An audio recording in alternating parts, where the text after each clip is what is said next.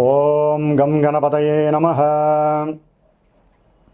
ఓం జ్ఞానానందమయం దేవం నిర్మలస్ఫటికాకృతిం ఆధారం సర్వవిద్యానాం శ్రీ హయగ్రీవముపాస్మహే. శ్రీ లక్ష్మీ హయగ్రీవాయ నమః. జ్ఞానసిద్ధిని వీక్షిస్తున్నటువంటి ప్రేక్షకులందరికీ కూడా ఆగస్టు 17వ తేదీ నుండి సెప్టెంబర్ 17వ తేదీ వరకు కూడా సింహరాశిలోకి సూర్యుని యొక్క సొంత క్షేత్రము మరియు మూల త్రికోణ రాశిలో ఆయన యొక్క గ్రహ సంచార ప్రభావము, అలాగే ఈ యొక్క బుధగ్రహము దాదాపుగా కర్కాటక రాశిలో ఆగస్టు 21 వరకు ఉండి సెప్టెంబర్ 7 వరకు కూడా సింహరాశిలో రవితో కలిసి బుధాదిత్య యోగాన్ని, అట్లాగే తన యొక్క స్వక్షేత్రము మూల త్రికోణము ఉచ్చస్థాన స్థితిగతుడైనటువంటి బుధుడు కన్యారాశిలో సెప్టెంబర్ 7 నుంచి సెప్టెంబర్ 17 వరకు కూడా ఈ సంచరించే సమయము. శుక్రుడు సెప్టెంబర్ 2వ తేదీ వరకు కూడా నీచ స్థితిలో కన్యారాశిలో ఉండి తులారాశిలో తన యొక్క స్వక్షేత్రంలో వచ్చినప్పుడు విశేషమైనటువంటి యోగాలని, అట్లాగే కుజ భగవానుడు ఈ నెల రోజులు సెప్టెంబర్ 17 వరకు కూడా విశేషంగా మిథున రాశిలోనే సంచరిస్తూ, మరి గురుడు చూస్తే ఆయన ఆశ్లేష నక్షత్రంలోకి మారి కర్కాటక రాశిలోను, కేతు ఏమో సింహరాశిలోను, కుంభరాశిలో రాహువు, మీనరాశిలో వక్రీగత శని ప్రభావము. ఈ యొక్క గ్రహాల యొక్క సంచారం వలన మేషాది మీనరాశి పర్యంతం ఏ విధమైనటువంటి గ్రహ సూచికలు కలుగజేస్తాయి, ఏ విధమైనటువంటి శుభాలు లేకపోతే ఇబ్బందులు కలుగజేస్తాయి తెలుసుకునే ముందు ఇప్పుడు ఈ మాసంలో జరిగేటటువంటి విశేష పండుగల యొక్క విశిష్టతలు, అట్లాగే నా యొక్క జ్ఞానసిద్ధి క్షేత్రపీఠంలో ఏ సమస్యల వలన, ఏ ఇబ్బందుల వలన, ఏ గ్రహాల వలన ఏ రకమైనటువంటి పూజలు నేను ఆచరిస్తున్నానో తెలుసుకునే ప్రయత్నం చేసి ఆ తదుపరి మీ యొక్క రాశి గ్రహ ప్రభావాన్ని వినడానికి ప్రయత్నం చేయండి.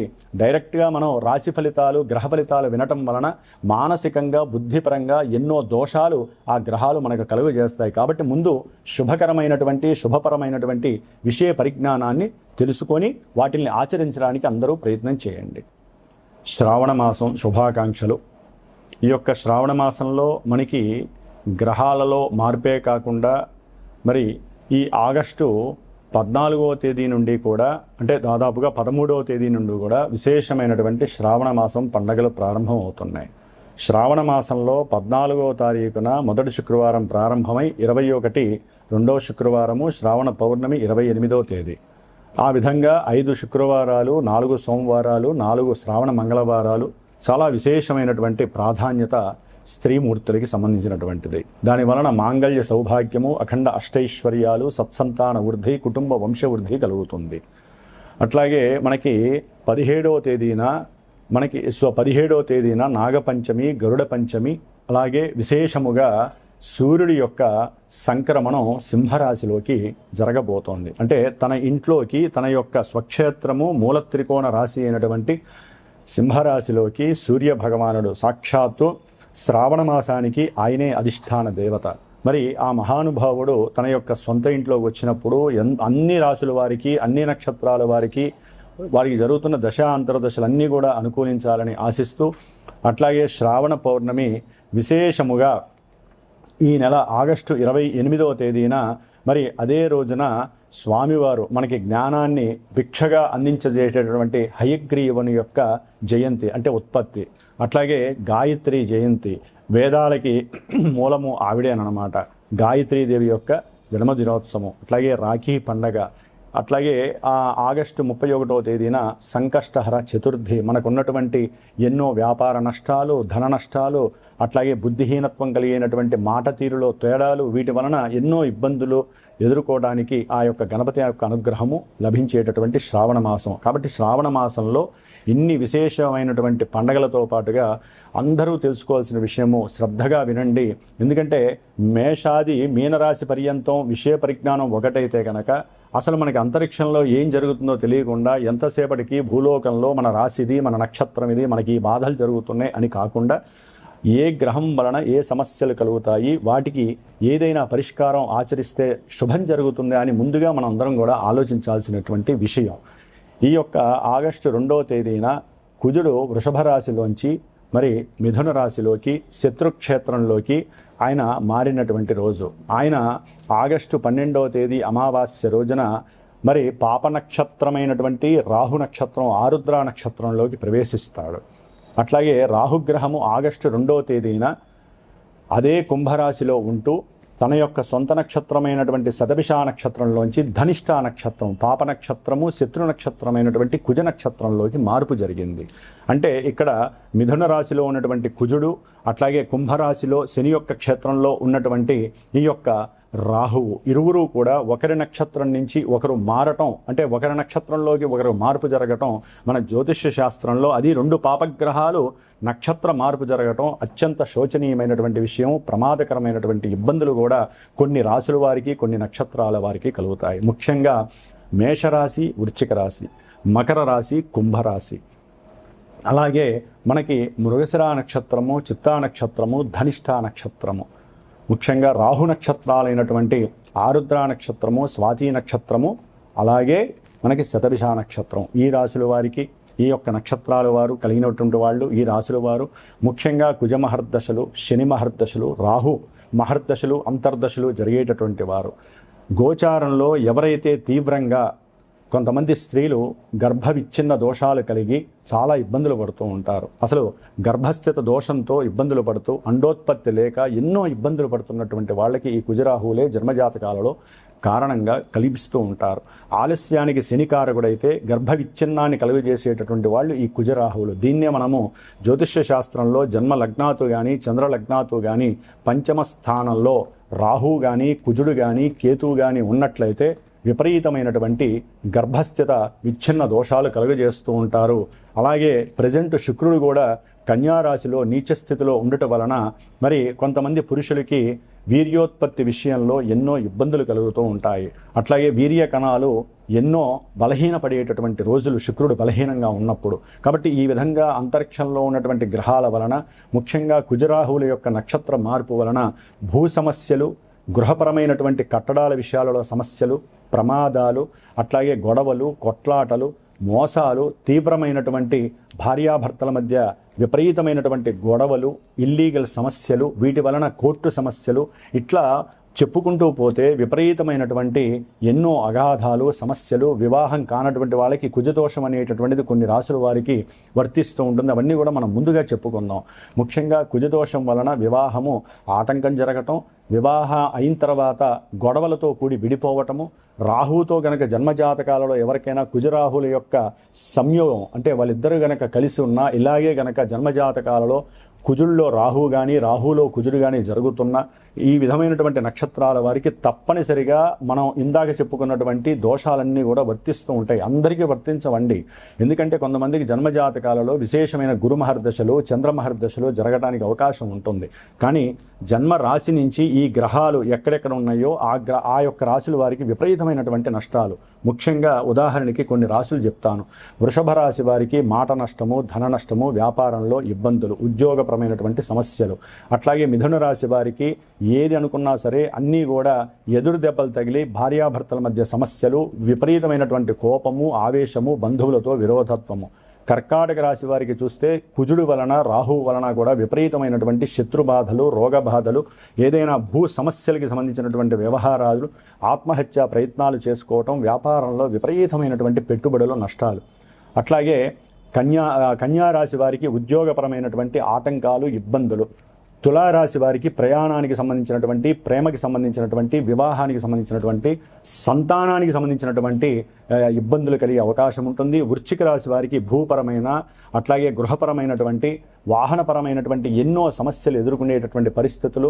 అట్లాగే వీరి యొక్క ఆరోగ్యం క్షీణించటం, తల్లిగారి యొక్క ఆరోగ్యం క్షీణించటం, మాతాపితృలకి సంబంధించినటువంటి ఆరోగ్యాల విషయాలలో వీరు చింతపడటము, ఉద్యోగాలు పోవటము, ఉద్యోగాల్లో సమస్యలు కలగటం వీరికి వృశ్చిక రాశి వారికి జరిగే అవకాశం ఉంటుంది. ధనుస్సు రాశి వారికి అయితే కనుక పిల్లలతో సమస్యలు కలిగే అవకాశము, పెట్టిన పెట్టుబడుల్లో వ్యాపార భాగస్వాముల మధ్య మాట ఉద్ధృతి పెరగటము, అట్లాగే భార్యాభర్తల మధ్య కాస్త సంకుచితమైనటువంటి వాతావరణం కలగటము. ముఖ్యంగా కుంభరాశి వారికి సంతానపరమైనటువంటి నష్టాలు విపరీతంగా ఉండేటటువంటి అవకాశం ఉంటుంది. అనుకున్న ప్రతి కార్యక్రమం కూడా డొల్లై కూర్చోవటం, మోసాలు ఎక్కువగా జరగటం, అట్లాగే ఏదైనా అమ్మకాల విషయాలలో మోసాలు జరగటం, ఏదైనా గృహం కానీ వాహనం కానీ అమ్మేటటువంటి విషయాల్లో 10 రూపాయలు వస్తాయనుకుంటే 2 రూపాయలు రావటం.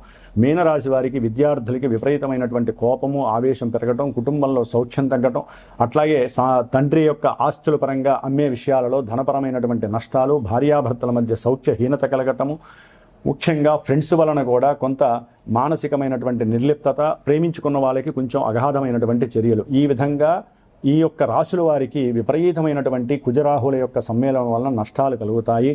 కొంతమందికి జాతకాల రీత్యా విపరీతమైనటువంటి చెప్పుకోలేనటువంటి ద్రోహాలు కూడా జరగడానికి అవకాశం ఉంది. కాబట్టి మీరు చేయవలసిందల్లా ఒకటే, మీరు ఈ యొక్క సెప్టెంబర్ 17 వరకు కూడా ఈ సమ్మేళనం ఉంటుంది. సెప్టెంబర్ 2 వరకు కూడా విపరీతంగా ఉంటుంది. కాబట్టి ఆగస్టు 12 నుంచి సెప్టెంబరు 2వ తేదీ వరకు విపరీతమైనటువంటి రగడ సమస్యలు ఉంటాయి. కాబట్టి కుజరాహుల వలన మీరు సుబ్రహ్మణ్యేశ్వరుడికి ఇంట్లో పూజలు చేసుకోండి. బయట చక్కగా నాగపంచమి ఇలాంటివి ఎన్నో వస్తూ ఉంటాయి, చేసుకోండి. స్వామివారి యొక్క అనుగ్రహం, సుబ్రహ్మణ్య అనుగ్రహం పొందండి. రుణబాధలు ఉన్నవారు రుణ విమోచనం చేసుకుంటూ ఉండండి. దేవాలయాల్లో ప్రదక్షిణాలు చేయండి. అట్లాగే బ్రాహ్మణులకి ఎవరికైనా స్వయంపాక దానాలు ఇవ్వండి. ఇవన్నీ కుదరట్లేదు, విదేశాలలో ఉన్నాం, లేకపోతే మాకు సమయం సరిపోవట్లేదండి, లేకపోతే మంత్రబలం చాలా గొప్పది అనుకుంటే మా యొక్క శ్రీమాత జ్యోతిషాలయ పీఠంలో విశేషంగా ఈ సమస్యలు ఎవరైనా సరే అనుభవిస్తున్న వాళ్ళకి నేను ప్రత్యేకించి నిత్యము కూడా గోత్రనామాదులు తెలియజేసి కుజరాహుల యొక్క దోష పరిహారార్థమై, అట్లాగే దంపతుల యొక్క అనుకూలత కోసమే, సత్సంతాన యోగ్యత కోసము, విశేషంగా భూమి గృహము వీటికి సంబంధించినటువంటి దోష పరిహారార్థమే నేను ప్రత్యేకించి ఆగస్టు 15వ తేదీ నుండి కూడా శని భగవంతుడికి అట్లాగే కుజరాహులకి సంబంధించినటువంటి శుక్రుడికి సంబంధించినటువంటి దోష పరిహారార్థమై సుబ్రహ్మణ్యేశ్వర స్వామి యొక్క ప్రీతికరమైనటువంటి సర్పసూక్త జపాన్ని, శనికి సంబంధించినటువంటి విశేషమైన శని జపాన్ని, మంజుసూక్త జపాన్ని, అట్లాగే రాహు వల్ల కలిగేటటువంటి సమస్యలు, భయము, భ్రాంతులకి సంబంధించి దుర్గా సూక్త జపాన్ని ఆచరిస్తూ దాదాపుగా సెప్టెంబరు 4వ తేదీ వరకు కూడా ఇది జరిగే అవకాశం ఉంటుంది. తరువాత కుక్కే సుబ్రహ్మణ్యేశ్వర స్వామి దగ్గరికి వెళ్ళి ఈ 18 రోజులు ఎవరి పేరు మీద అయితే గనక స్వామివారు అంటే చిన్న సుబ్రహ్మణ్యేశ్వర స్వామి వారి యొక్క పంచలోహ విగ్రహాన్ని ఆయనకి అభిషేకం చేసి ఆరాధన చేసి దారాదత్తం చేస్తామో ఆ యొక్క రక్షని స్వామివారి దగ్గర పూజ చేసి కుక్కే సుబ్రహ్మణ్యేశ్వర స్వామి దగ్గర ఎవరైతే గోత్రనామాదులు నాకు ఇచ్చి నేను 18 రోజులు వారి యొక్క శ్రేయస్సు కోసము, సంతానం కోసము, గృహయోగ్యం కోసము ఏవైతే కోర్టు సమస్యల వలన ఇబ్బందులు పడుతున్నారో అవన్నీ నిర్వీర్యం కావడానికి, మీకు స్వలాభం కలగటానికి, ఆరోగ్యవంతులే ఉండటానికి నేను చేసే ఈ ప్రయత్నంలో ఎవరైతే సహకరిస్తారో వారికి ప్రత్యేకించి హోమం చేసి ఆ హోమ ద్రవ్యాన్ని పంపిస్తాను. ప్రతిదీ కూడా మీ అందరికీ అప్డేట్ ఉంటూ ఉంటుంది నేను చేసే ప్రతి పూజ కూడా. కాబట్టి ఎవరైనా పాల్గొనదలిచిన వాళ్ళు ఉంటే ఈ నెల రోజులు విశేషంగా మీ ఇళ్లలో మీరు వ్రతాలు నోములు చేసుకుంటూ పూజలు చేసుకుంటూ, కుదరనటువంటి వాళ్ళు జాతకంలో సమస్యలు బాగా ఎక్కువయ్యి మంత్రబలాన్ని అట్లాగే యంత్రబలాన్ని తంత్రబలాన్ని కావలసిన వాళ్ళు అట్లాగే హోమం చేసుకోవాలంటే విశేషమైనటువంటి ఖర్చు అవుతుంది. అదే మన పీఠం తరపున జ్ఞానసిద్ధి క్షేత్రపీఠం తరపున నేను అందరికీ అందుబాటులో ఉండాలి అనే ఉద్దేశంతో నా యొక్క స్వయం ప్రతిభతో స్వయం శక్తితో నేను ఆచరిస్తూ నలుగురు బ్రాహ్మణుల చేత ఆచరింపజేస్తూ ఈ యొక్క కార్యక్రమం ద్వారా మీ అందరికీ ఎవరైతే చేయించుకుంటారో వారందరికీ స్వలాభం కలిగేటట్టుగా చేస్తాం. మరి ఈ యొక్క ఆగస్టు 17వ తేదీన సూర్యుడు సింహరాశిలో సంక్రమణం చేసి సెప్టెంబర్ 17వ తేదీ వరకు కూడా ఆ మహానుభావుడు సింహరాశిలో ఉండటం వలన మేషాది మీనరాశి పర్యంతం ఎవరికి ఎటువంటి శుభాలు కలుగుతాయి, ఎవరు ఏ విధంగా జాగ్రత్త పడాలో తెలుసుకుందాం. ఓం నమో నారాయణాయ నమః. వృషభ రాశి వారికి ఆగస్టు 17 నుంచి సెప్టెంబర్ 17 వరకు కూడా సూర్యుడి యొక్క చతుర్థ స్థాన ప్రభావం వలన చతుర్థ స్థానంలో ఆల్రెడీ కేతు ఉన్నాడు. అట్లాగే ఆగస్టు 21 నుంచి సెప్టెంబర్ 7 వరకు బుధుడు కూడా ప్రవేశిస్తున్నాడు. కాబట్టి విద్యార్థులు కనుక సరైన ఏకాగ్రత కేంద్రీకృతం చేసి నేను అనుకున్నది ఏదైనా సాధిస్తాను అని వాళ్ళ మీద వాళ్ళు అధికారయుక్తంగా ప్రవర్తనా నియమావళిని కనుక ప్లాన్ చేసుకున్నట్లయితే సరైనటువంటి విద్యాభ్యాసంలో మీరు ముందుకు వెళ్ళటానికి అవకాశాలు ఉన్నాయి. ఎందుకంటే స్వక్షేత్రంలో మూలత్రికోణంలో ఏ సూర్యుడైతే గ్రహాలను నడిపిస్తున్నాడో, ఏ సూర్యుడైతే మన యొక్క జీవాన్ని కాపాడుతున్నాడో, జీవ ఆత్మకారకుడు ఆయన చాలా బలంగా ఉన్నాడు. అది కూడా బుద్ధికారకుడు, జ్ఞానాన్ని అట్లాగే అఖండమైనటువంటి వాక్ ప్రతిభాశీలిత్వాన్ని అట్లాగే తెలివితేటల్ని ఎక్కువగా రన్నింగ్ చేసేటటువంటి బుధగ్రహంతో కలిసి ఉండటం. కేతువు దైవధ్యానము, ఏదో ఒక గణపతి ఆరాధన చేయండి లేదా ఓం నమో నారాయణాయ ధ్యానాన్ని ఆచరిస్తే కనుక విద్యార్థులకి చాలా విశేషమైనటువంటి యోగం కలిగే సమయము. కాకపోతే సరైన ఏకాగ్రత పెట్టకపోయినా, జన్మజాతకాలలో సరైనటువంటి దశలు అంతర్దశలు జరగకపోయినా విద్యాభ్యాసంలో ఆటంకాలు కలుగుతాయి. సరైనటువంటి ప్రతిభాశీలత్వాన్ని కనపరచలేరు. అట్లాగే విదేశీయాగా ఉన్నా కూడా అవి కూడా ఈ చదువు ద్వారా ఆటంకం కలిగే అవకాశం ఉంటుంది. ఉంటుంది. అట్లాగే తల్లి యొక్క ఆరోగ్యం పట్ల వృషభ రాశి వారు కొంత జాగ్రత్త పడటం చాలా మంచిది. ఆవిడికి ఏ సమయంలో ఏం కావాలో అందించడానికి ప్రయత్నం చేయండి. అట్లాగే ధనాధిపతి అయినటువంటి బుధుడు రవితో కలిసి ఉండటం ద్వారా ఎవరైనా సరే గృహం ఉంటే ఆ గృహం ద్వారా ఆగిపోయినటువంటి ధనము విపరీతంగా కలిసి రావటము, ఏదైనా భూములు ఉంటే ఆ భూములకి సంబంధించినటువంటి వ్యవహారాలలో చక్కగా విశేషంగా వీరికి ఆ ధనము కలిసి రావటము, కోర్టుకు సంబంధించి ఏదైనా గృహపరమైనటువంటి ఇష్యూస్లో మేనరిక బంధుత్వాల ద్వారా కానీ తెలిసిన వాళ్ళ ద్వారా కానీ ఉద్యోగ వ్యవస్థల ద్వారా కానీ ఏదైనా సరే ఆగిపోయినటువంటి ధనము కానీ లేకపోతే భూ వ్యవస్థకి సంబంధించిన విషయాలలో వీరికి తీవ్రమైనటువంటి ధనము లభించే అవకాశం ఆకస్మికంగా జరగటానికి అవకాశం ఉంటుంది. కొంతమందికి అయితే కనుక స్త్రీలకి గర్భవిచ్ఛిన్న దోషాలు జరగడానికి అవకాశం ఉంటుంది. 4వ స్థానంలో పాపగ్రహమైనటువంటి రవి కేతువు ఉండటం మంచిది కాదు. బుధుడు 4లో ఉన్నప్పటికీ కూడా వారికి కోరిక ఉంటుంది, కుటుంబ సహకారం ఉన్నప్పటికీ కూడా రవి యొక్క కిరణాల ప్రభావం వలన కేతువు యొక్క యుతి వలన వీరు ఇబ్బందులు పడే అవకాశం ఉంటుంది. కాబట్టి వృషభ రాశి వారు గణపతి స్తుతి ఆరాధన అట్లాగే సుబ్రహ్మణ్య ఆరాధన విశేషంగా చేసుకోండి. సంతానంతో హ్యాపీగా ఉంటారు. సంతానపరమైనటువంటి విద్యాభ్యాస విషయంలో మీకు సమస్యలు ఉండవు. ముఖ్యంగా కుజగ్రహము 2వ స్థానంలో ఉండటం ద్వారా వీరికి మాట దోషము ఎక్కువగా ఉంటుంది. ఎవరితో అయినా బంధువులతో కానీ కుటుంబంతో కానీ వ్యాపార వ్యవస్థలతో కానీ భార్యాభర్తల మధ్య కానివ్వండి, ఎవరైనా సరే భార్య అయితే భర్తతో, భర్త అయితే భార్యతో కొంచెం ఆచితూచి మాట్లాడండి. ఎందుకంటే ఈ యొక్క కుజుడు సప్తమ వ్యయాధిపతియే భాగస్వామ్య వ్యాపారంలో ధనాన్ని ఇస్తూనే లేనిపోని చురకలతో కూడినటువంటి మాటల ద్వారా ఒకరికొకరు మాటలు అనుకొని ఆ యొక్క భాగస్వామ్యాన్ని రద్దు చేసుకునే పరిస్థితి కలుగుతుంది.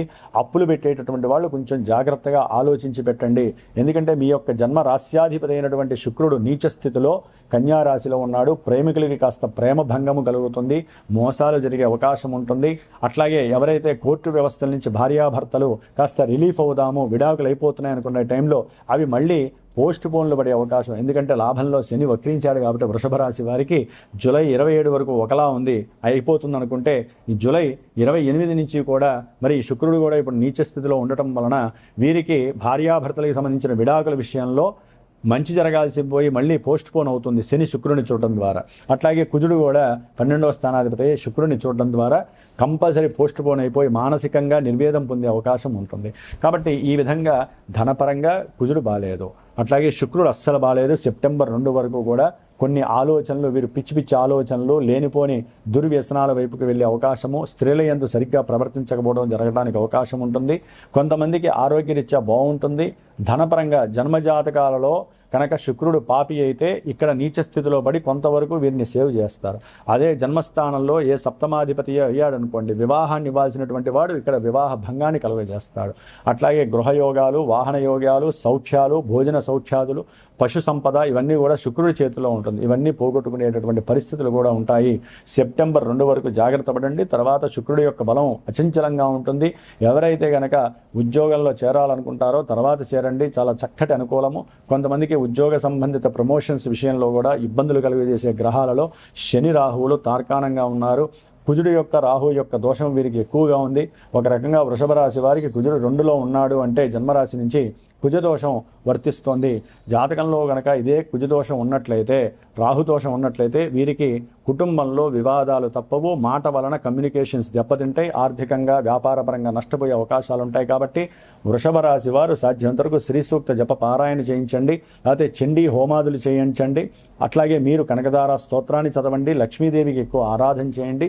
ఇందాక చెప్పినట్లుగా గణపతి ఆరాధన చేయండి. సంకటహర చతుర్థికి గణపతి హోమాలు చేయించుకోండి.